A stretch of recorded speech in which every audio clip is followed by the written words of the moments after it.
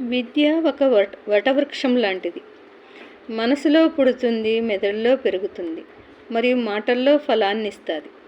మానవుని శరీరం సుందరమైన భాగము ముఖము. ఆ ముఖంలో నుదుటి భాగంలో ఆత్మ విరాజమానంగా ప్రకాశిస్తుంది. అందులో ఉన్న మనసు చాలా శక్తివంతమైనది.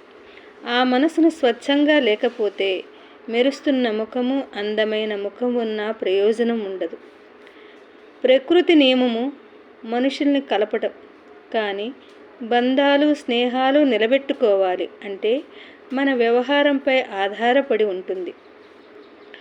నిన్ను నువ్వు అమితంగా ప్రేమించుకోవాలి. ఎందుకంటే నిన్ను నువ్వు మోసం చేసుకుంటే సమాజంలో నువ్వు ఎప్పటికీ ఎదగలేవు. ఎవరిని ఇంత గుడ్డిగా నమ్మకు. దగ్గరున్న వారి యొక్క అసలు రంగు కనబడినంత గుడ్డిగా ఉండకూడదు. అవసరం వరకే ఆలోచన చెయ్యాలి.